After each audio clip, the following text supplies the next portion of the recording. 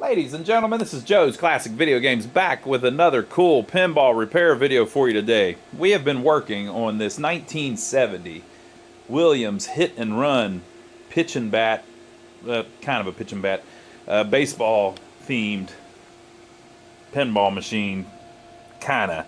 It has a ball in it. It looks like a pinball machine. There's no flippers.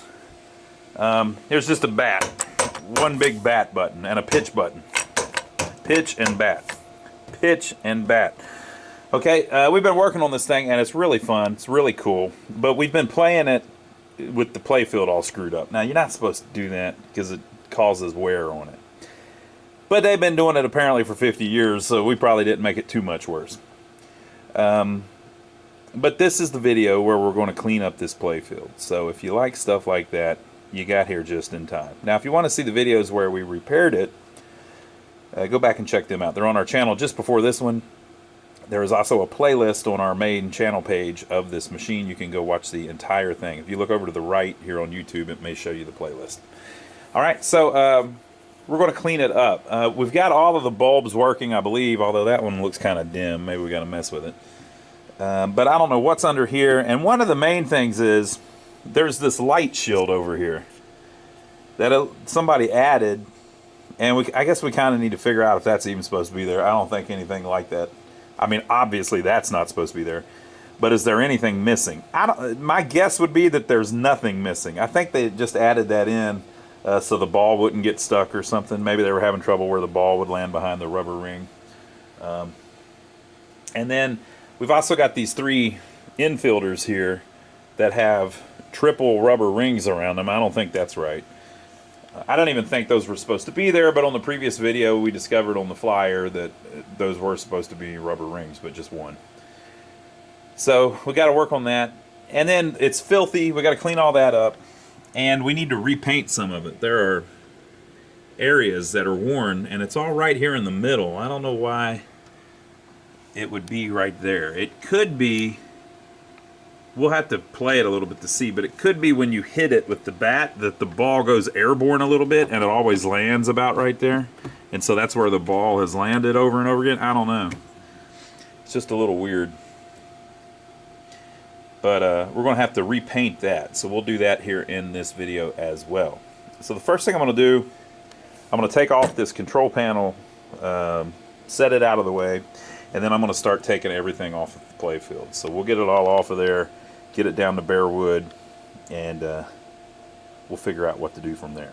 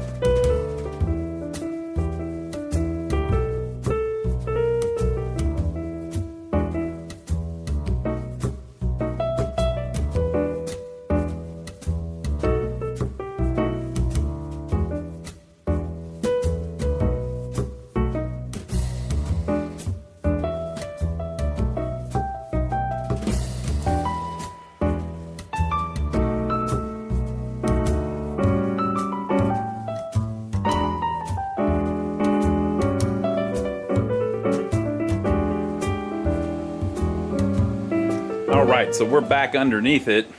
They've modified this one, and I knew that. This red thing should have never even been on there, obviously. But there's nothing missing from there. There was supposed to be nothing in that area. So this was some kind of mod that the operator did.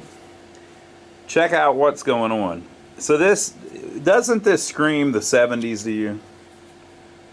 I mean, to me, this looks like, I mean, I don't remember what this kind of stuff was in. I remember seeing it, but it kind of reminds me of these light shields that you put over fluorescent lights now. You know, it's the same kind of material, but I don't know what it would have actually been off of. Look, I should just redo my whole building and stuff like this. So it's something like that. Doesn't that look like it's from the 70s, though? This game came out in 1970. So my opinion is the operator added that early on. So when I first got this, I was trying to figure out what the deal is. So if you saw the earlier videos, you may have seen it. It's a stand-up leaf switch. And you might say, oh, that's obviously been added. Well, yeah, I mean, obviously the switch wasn't there, but was anything there is what I'm trying to figure out. So if you look over here, the little switches that you roll over on this playfield look like this. Obviously much more professionally done. And it's a little white button rollover. And then it hits the rollover switch. And so when we were under here on the previous video looking at this playfield, I was trying to determine if one of those was ever mounted there. And it doesn't look like it, because if you look, there's no screw holes where the little plate would have been. So that looks like someone took a drill and just drilled a hole through the playfield and then stuck a leaf switch through it and then put that shield up on the top of it with those posts so that if the ball hit that, it would register that switch. So if you follow the wires, now one of them has been disconnected the whole time, and I didn't hook it back up because I figured we might be able to lose it, and thankfully it looks like we're going to be able to. If you follow the wires, they come over to here, and there's tape. So then I thought, well, maybe, why is there tape to extend it? So I thought maybe they were grabbing it from something, but if you look, it just keeps continuing down.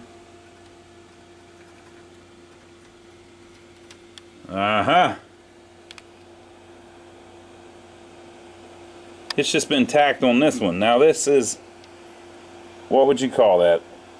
It's kind of orange and black and orange and green is what I would say that is. And these are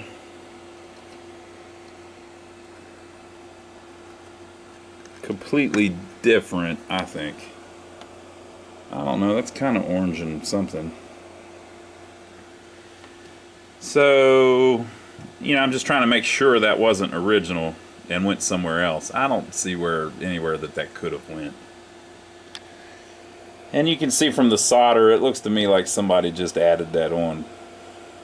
So we're going to lose it. So this switch is I would call that the first base switch. So let's look on the schematics at the first base switch just to make sure that we're not undoing something that goes somewhere else. I don't think so. I think it just adds right in. You can see how the solder is. Okay, now here's factory solder.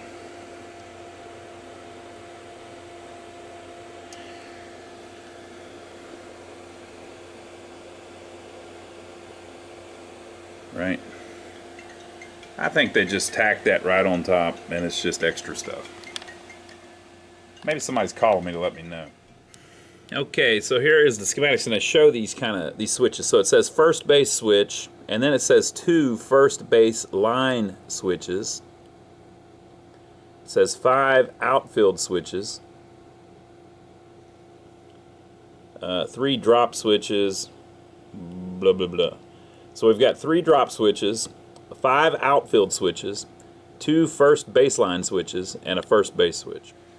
Okay, so the 5 outfield switches are 1, 2, 3, 4, and then there's 5. So if you look on the playfield,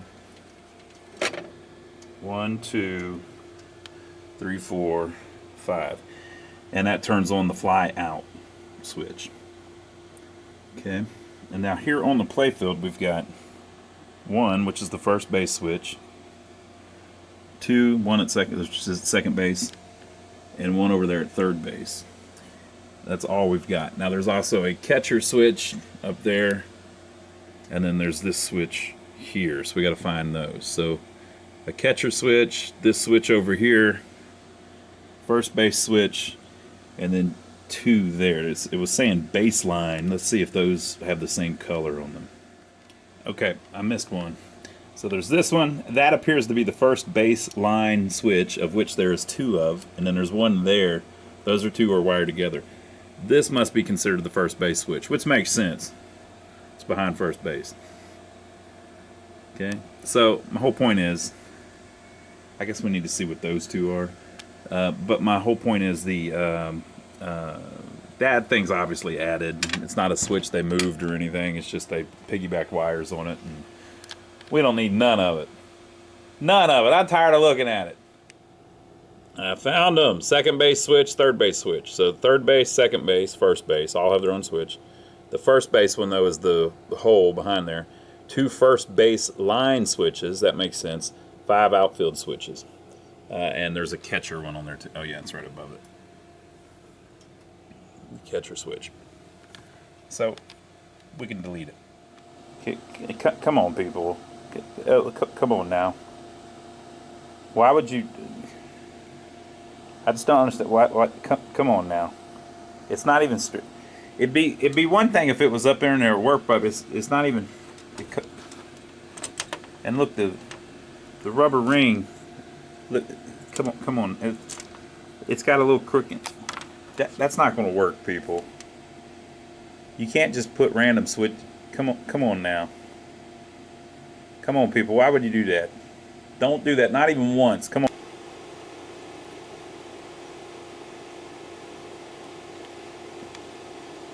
Come on now. You make me doing a double. Come on now, people. I'm gonna have to do a double. Come on now. What the people?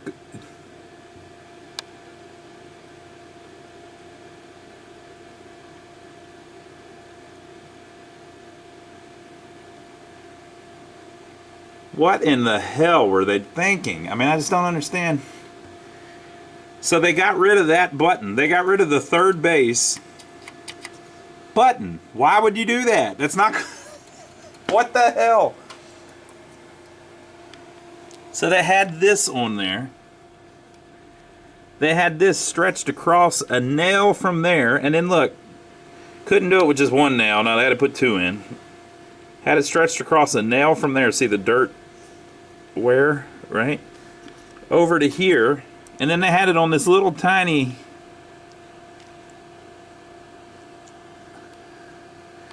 Look, they took the time to cut it down. I mean, they thought they were working on something here. I mean, they were like, hey, I figured it out.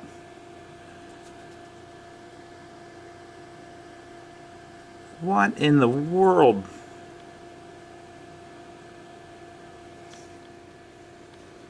This thing's been abused. Why would they...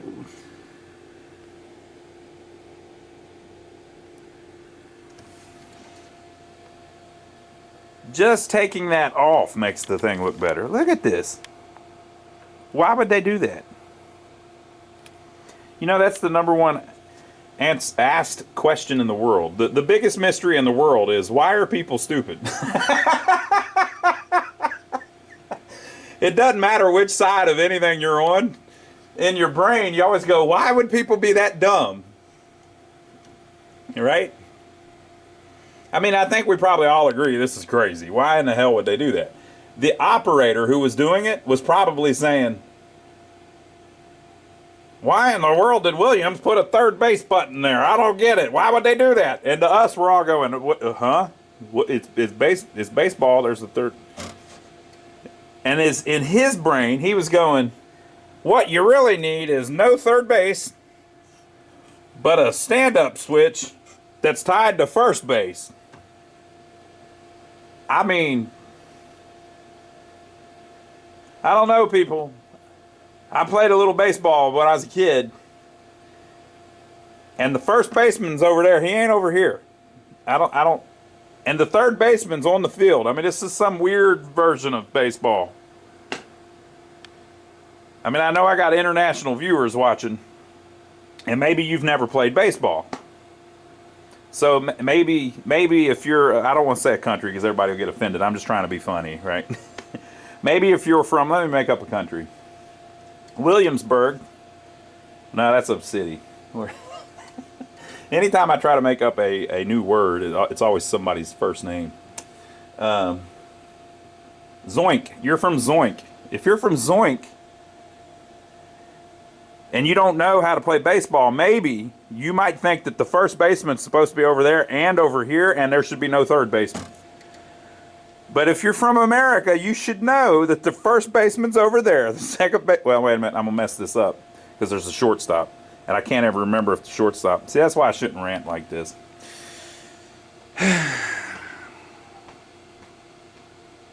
So I got more work to do. So I'm literally, I'm going to have to fill that in with Bondo or something.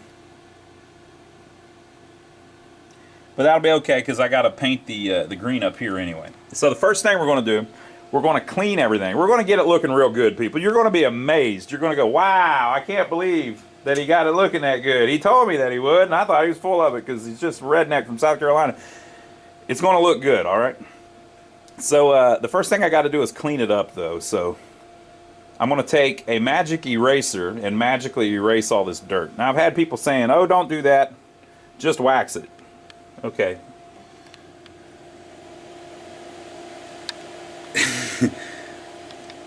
Look at what we're working with here. That's filth, you know, that's filth. So a magic eraser has a little bit of grit to it. It's like very mild sandpaper. So it's like 2000 grit sandpaper or something like that. So what I do is I get it wet and then I hit it with a little bit of magic eraser. Now if you go too far, it will sand the paint right off the playfield. So you got to be careful. But then again, we already have paint missing from the playfield, so we're gonna rectify that anyways.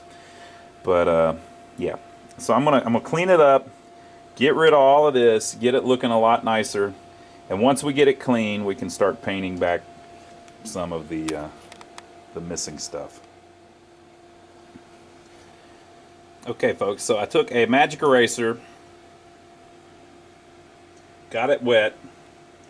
They cleaned up all the filth that was all over the playfield. Now from a distance it looks pretty good. So this is where you play from. So it already looks pretty good and we haven't even done anything yet. Just cleaned it up. If you get close though, you can see, you know.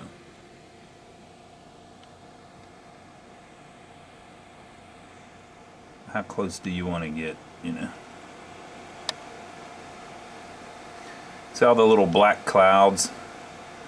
Those are ball swirls. So the ball will have a little messed up spot on it. And then as it rolls around the playfield, it scratches the paint in a circular fashion. And it gets everywhere.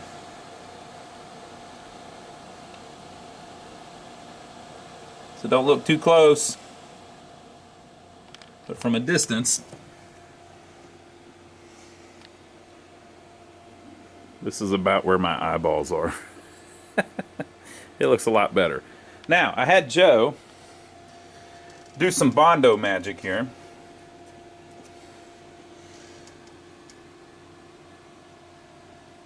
So, here's what we did.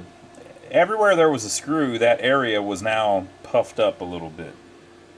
This is plywood, you know what I mean? I mean, we're trying to restore plywood. You ever thought about it like that? So we're trying to restore plywood, and so everywhere that it had popped, everywhere there was a screw, it had mushroomed up a little bit because that's how that works, you know. And so we took the end of a screwdriver and tapped it back down to get it more flat. And then we took Bondo, Bondo, mixed it up and put it in the holes including the big one, that somebody had pounded all in the playfield. So 1, 2, 3, 4, 5, 6, 7, 8, 9, 10, 11, 12, 13, 14, 15, 16, and then there was one over here. 17 holes that I'm aware of. And then we let it dry just a little bit, and then there's this trick you can do with a razor blade where you cut the Bondo flush. You know, we did that, and then we sanded it a little bit with just a little piece of sandpaper, because we didn't want to take off too much of the paint, even though we're going to touch it up. And we've got it pretty smooth now. It's a little bit, you can feel a little bit of bump whenever you roll your hand over it, but again, we're trying to restore plywood. It's not really a thing, you know what I mean? So we just want to make that basically disappear to the eye if we can. If the ball moves a little bit over there, it's not that big of a deal, because once it's over there, you can't swing the bat anymore anyway. You swing so the ball comes out, you get to swing the bat one time. Whatever it does up there kind of matters because you have scoring, but once it gets past that switch, if it's over here, there's no other switch you can hit or anything. If it took it too long to get to home plate, I guess you could say that it wouldn't hit the switch soon enough. You know? So, I mean, in a perfect world, it would be perfectly smooth, but I think we're good. Okay, so I'm going to clean it a little more, keep working on it, and then we're going to get some paint and try to match. I think we'll just do the green first. I mean, that's the most important one. If we can figure out the green, the rest of it will be home free on. Alright folks, so I've shown this on tons of videos before, but basically the way I do touch-ups is I have a whole ton of little acrylic paint bottles. And these are like $1 a piece at a paint store. So you can go to, if you're in the United States, you can go to Michael's, you can go to Hobby Lobby, or you can order them online. Somebody, one of our buddies was sending us some links from a place apparently in the UK called Pound Town. Pound Town. Boy, that's a great name. And apparently at Pound Town, they sell everything for £1 or something like that. So it's all cheap. But anyway, they have a bunch of acrylic paint. And he was showing me that they have acrylic paint pens for like 50 pence or something, whatever that is. Which I think is like 60 United States cents. So you can get this stuff really cheap. And so I bought, like, I do this all the time, so I bought like a ton of these, and they last a long time. So one bottle, I've had some of these bottles for probably 10 years, if you can believe that. So they last a while. But it's acrylic paint, which is water-based paint. It makes it really easy to clean up. The only thing is you have to protect it after you paint it on, so you have to put a clear coat over it. Okay, so we'll get to that here in a minute. You can use oil-based paint. I don't like using oil-based paint on touch-ups, but you can if you want. So what I've done is I tried a couple of the lighter colors. Obviously all of those are way too dark, right? So I had this one, and this acrylic paint, it dries darker. So you're basically, it's like arts and crafts time, right? So this acrylic paint here looked pretty close, but looked just a little bit light. Now on the camera here, it looks different than it looks to my naked eye. It looks a little bit too blue on the camera. Which, maybe that's right, okay? So I painted one little spot, and it's too, see how it's too light? Right? Now keep in mind this is acrylic paint, you can just wipe it right off. Okay, so although that looked like it might be alright, here on the camera it looks completely different. It almost looks like that, but that was way too light, okay? So then I had another one here, which is Irish Moss. And buddy, it looks pretty close.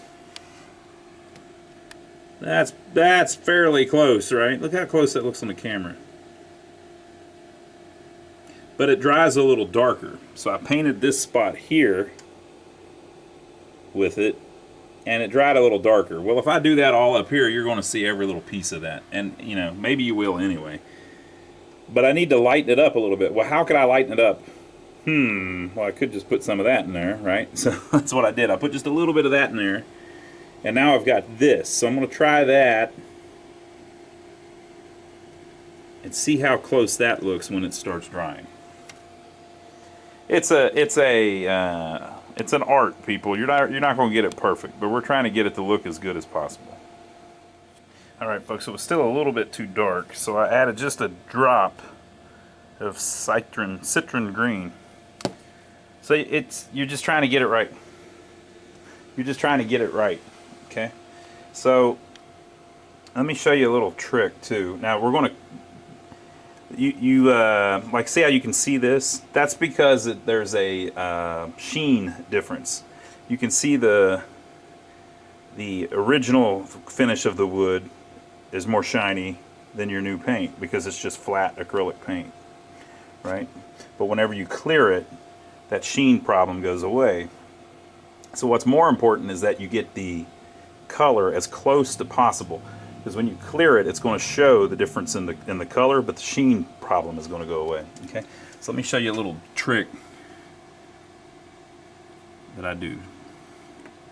So if you've got an area like this, let me see if I can get where I can show it to you and actually do it. So if you've got an area like that, okay, you put the paint on, and then take your hand and kind of brush it off.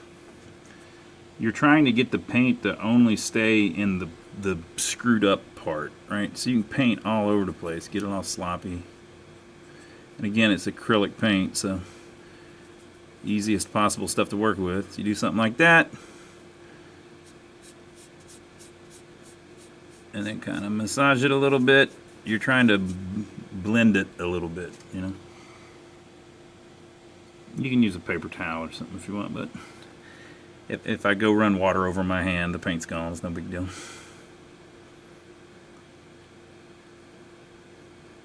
Something like that, right? That stands out. It will dry a little bit darker, but if you do that, now all that stands out is the line that was standing out that used to be brown and now it's green. So hopefully that dries a little darker, and then you don't see it, and then you go do a second coat and a third coat.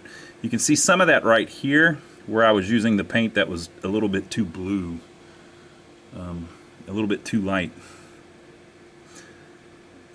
but it's pretty good since I've been messing with it. So you're making a big mess basically, you know, but you're trying to blend to where things aren't quite as noticeable. And you just keep messing with it, keep messing with it. Whenever you get it pretty good, some of it will go away, like this right here. Look, you can't really, I mean, you can see the sheen difference,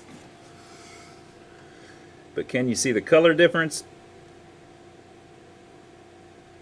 If I get close to it, you probably can.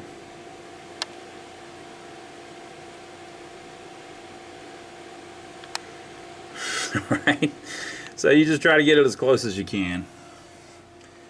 And it was a little bit too blue, so that's why I went with the citron green instead of putting more of that in it. Because, like I was saying earlier, when we looked at it on the camera, I could kind of tell that it was just a little bit too blue. You can kind of just see with your eye, you know. And if you look at a color wheel, if you haven't taken classes where they talk about color, like an art class or something, you've got a color wheel. If something is red and then orange and then yellow and then green and then blue, if it looks a little bit too blue, you can put a little bit of yellow to drag it back around the color wheel to make it more green, you know.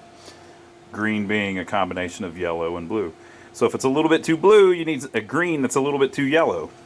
Right here, yeah, let me show you that real quick. Hopefully this will explain it a little bit. So this is citron green. Look, it's too yellow. Like, it almost looks yellow. But this one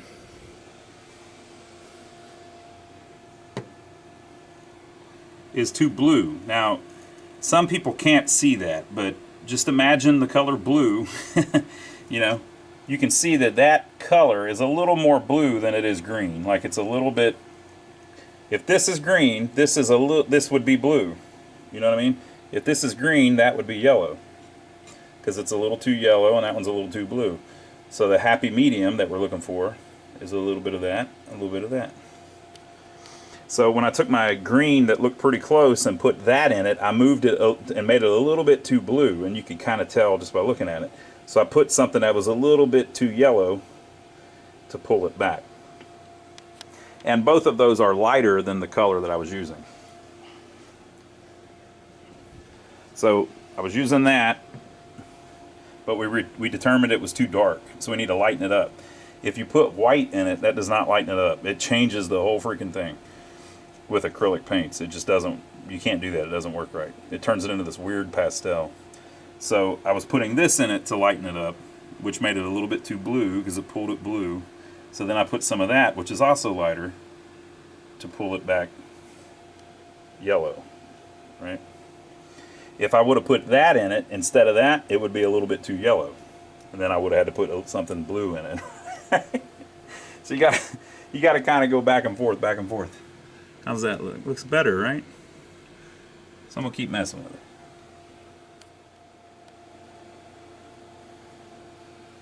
it. Okay, so we got the green done. Inked in some of the black that was missing. I didn't do all of it. And then I did the brown. The brown, it wasn't perfect. You can do the whole thing and repaint all the brown. That would be the best way to do it, but it's a lot of work, right? And then you can kind of tell that you redid it. So I was trying to just match it to where I could just blend it in, but it's not perfect. So you can see that the color, I just couldn't quite get it right. It's brown, but it has just a little bit of hint of orange in it. It's like a salmon color. Very tough to get just right. Over here as well. All right. And then I did the same thing where I kind of just smeared it in with the worn parts up here. Got it looking pretty good. And then the little base man, he wasn't that big of a deal. Kind of drew in the missing parts. And on stuff like that, the art is so, like for instance his face. I didn't do anything to that. Right? But because the art is so kind of unique, it's a little sketchy and whatever, you know, you can kind of do the same thing whenever you draw it back in, and you can't easily tell that that's been touched up if you didn't see it earlier. So the green came out all right. We couldn't get it perfectly flat because we couldn't sand it all the way without destroying a whole bunch of the plywood. Again, you got to remember we're working on plywood here. It's not the optimum material to be trying to finish. But I think it looks a lot better than it did, so I'm happy with it. And I think we can run with that. I also made a new one of these little things here. That's basically, when the ball goes in, it hits that little guard. They had just a little piece of wire, but the original one was a loop, similar to this, but just a little bit longer. So I made another one. Got it pretty decent. And now I'm putting these things back on. Now, since I got this game, I've been complaining that it wasn't supposed to have these 3 rubber rings on all of those posts, that it looked to me like they had blocked off the hole, and that if that was right, that you could lose the ball in there. That's how I thought, right? From the front. You can lose the ball from the back. Well, apparently that's all nonsense. This was how it was supposed to be. So I'll show you how I figured it out. So if you look in the manual, it doesn't say anything about it. But if you look here at the actual piece, there is a weird little post with a place apparently for 3 rings, which I've never seen those on on an older game like this. They're metal, but that's how it is. So I took those off, of course, cleaned everything, and put them back on after we painted. Oh, the clear coat! I didn't mention that. Whenever we clear coat, we just use spray paint clear coat, but this is not like high-end stuff. So we just use Krylon clear spray paint, basically, and that's how we clear coat it.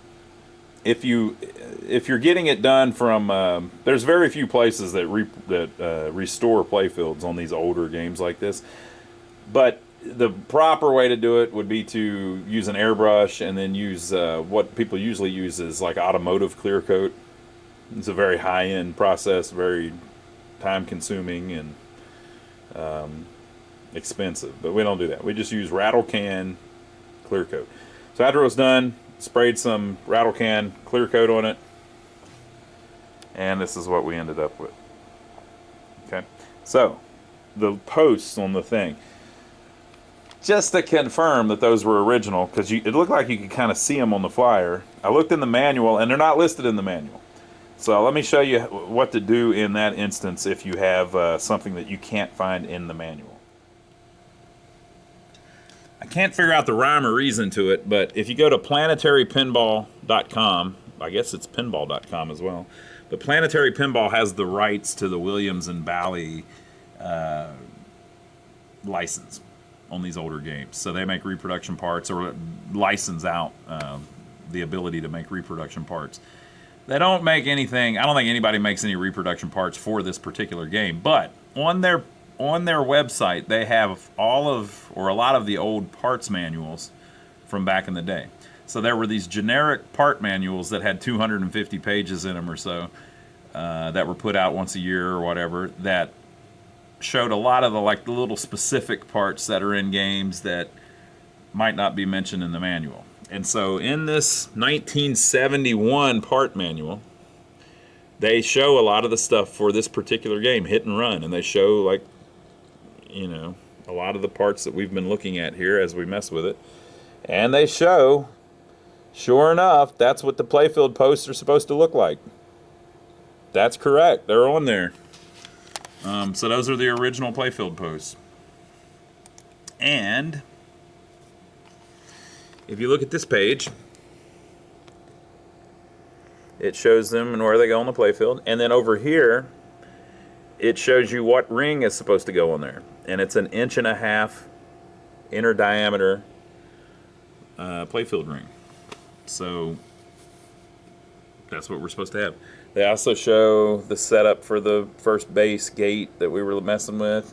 And there's the catcher one down there that we were just looking at.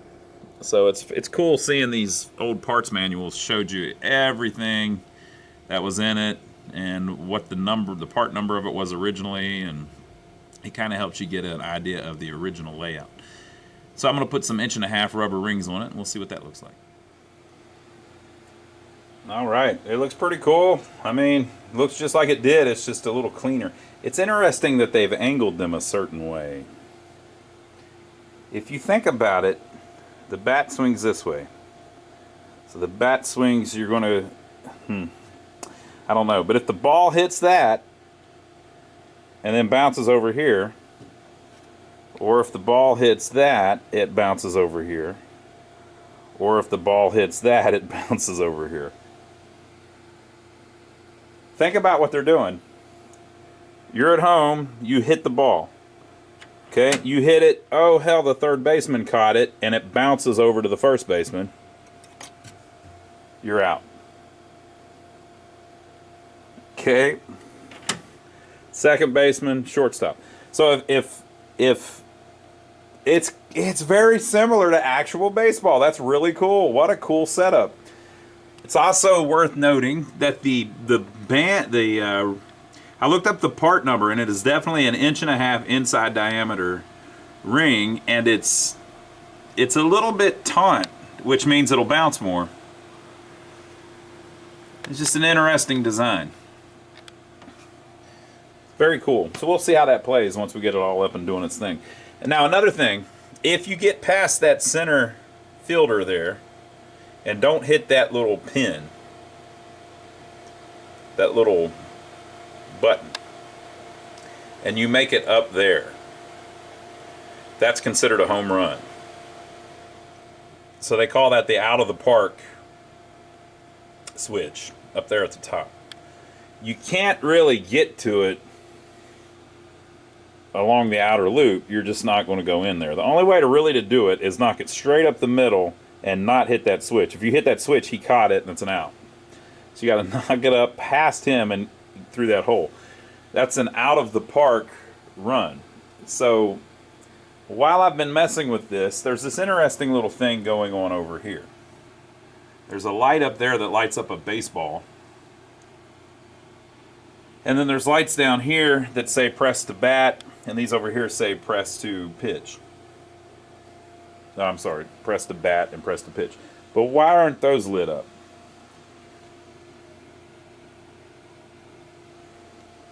Well, if you look on the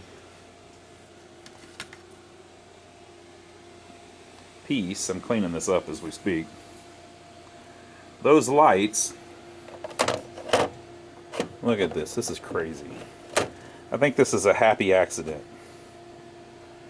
Press the pitch, and there's the baseball. Those other lights are right here. Well, to light this up, it's kind of weird because there's a metal card holder there, so maybe it's to light that up, but why are they off? Like, why would you ever light that up? It doesn't make any sense. And on this side, there's no lights to light up the one that matches it on this one. So there's no lights under there. There's only lights down here that say press to bat. So what is this all about?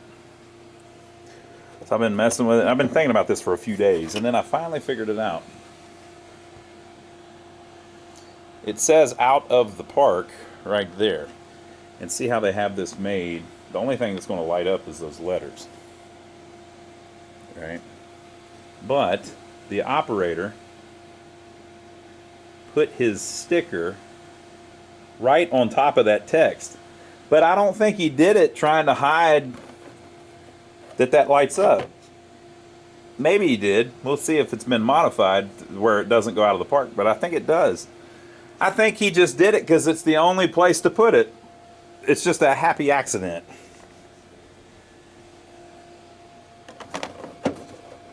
So you've got that sticker and you want to put it here somewhere. There's nowhere real place to put it here. So he put it right there and covered up some text that he didn't know was there. Because if it's not lit up, you can't see that it says out of the park. So I guess it's been like that the whole time. So we're going to get rid of this. Usually I leave a lot of the stickers like this on there if they're clean. This one's pretty clean and it's in a nice place. But since it's covering up that text, I'm going to take it off. Call Northeastern Equipment Corporation. Amusement machines. No, call for service. Amusement machines, phonographs, pinballs, pool tables, shuffle alleys, arcade equipment, and cigarette vending cigarette vending machines. Pinballs. Main Street in Taylor, Pennsylvania. I gotta do it. 650 North Main Street, Taylor, Pennsylvania. I can't resist. So it looks like Taylor, Pennsylvania is near Scranton and Dunmore. But obviously, to me, all that doesn't really look all that big. I know Scranton's big because I've actually heard of it. But Taylor doesn't look like it's that big. Looks like it's kind of a suburb of Scranton or something. And it looks like it is the back side of this building here.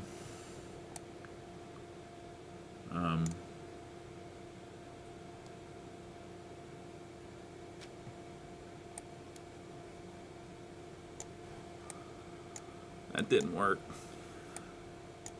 Or did it?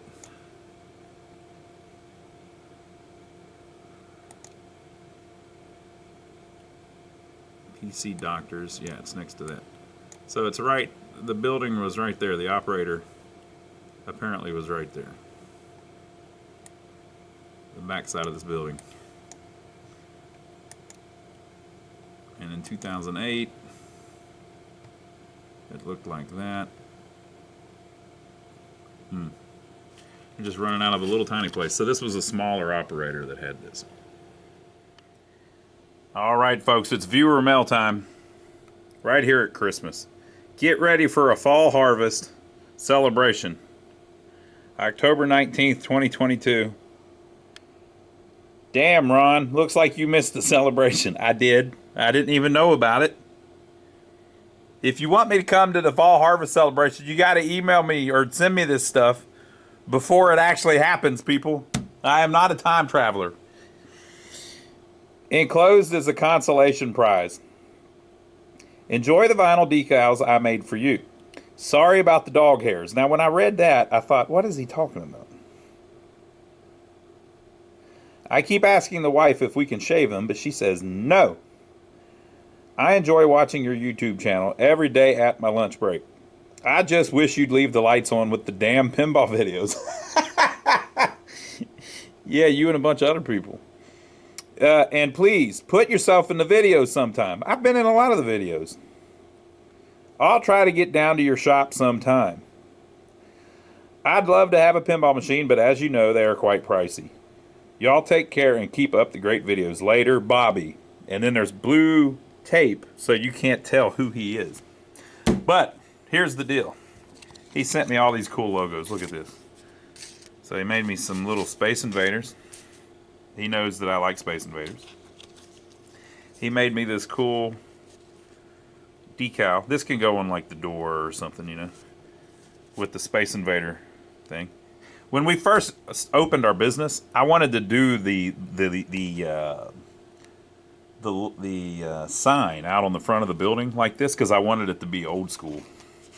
Like I'm talking like 50s old school. But then I was thinking, you know, we're selling like games from the 80s and stuff. If I go like 50s old school, yeah, it doesn't really match. But I mean, not like this. But I had like we had it where it was going to say Joe's in big letters.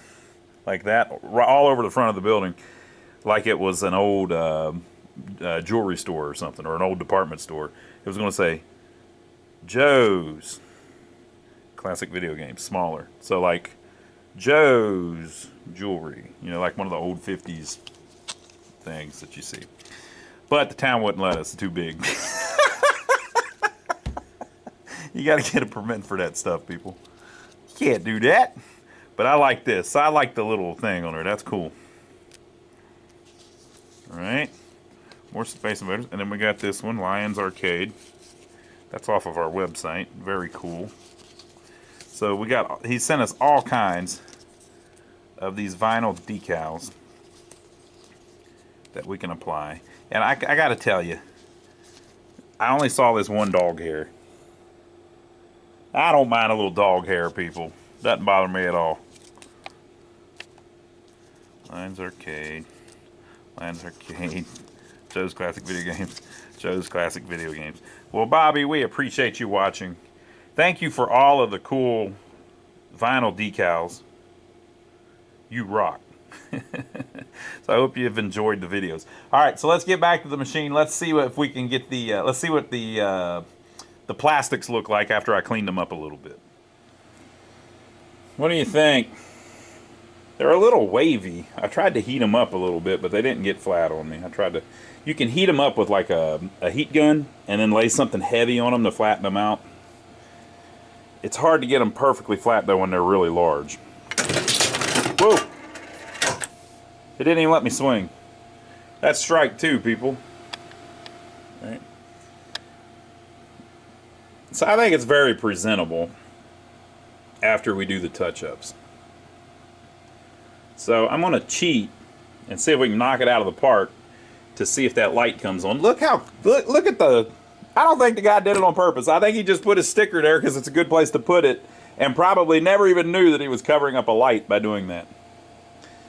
So I got to do it kind of fast though, because as soon as you swing, the guy starts running.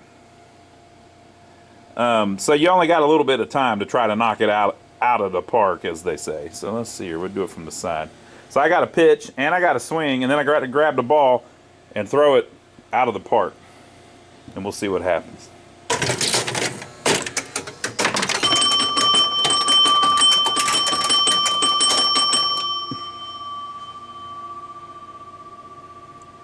Dynamite! So it would have already worked before with the lights blinking, because it blinks those lights too, and the the bell ringing and all of that, but they just wouldn't have been able to see it say out of the park over there. So not too big of a deal. It's kind of a dark playfield too, because there's no lights up here because that's the first base gate. Right. And there's only the lights at the back of the playfield here. Let's look at it with the lights off, see what it looks like. Now I know it's after Christmas, but you know, we leave our stuff up till at least the first of the year. We might leave it up to like March this year. Yeah, so it's a little dark. So there you go. Now we've got to do one more video where we got to try to save some of this back glass, make this look better. I don't know. Well, it's going to be a tough one. And then we're going to play it and just have some fun with it. And that'll be that. The lights over here too, if you saw them earlier, they're only in a line over here, so it doesn't light up completely perfectly. This side lights up pretty good. That's just how they designed it. We're trying to put it back kind of how they designed it. That out of the park thing is awesome though.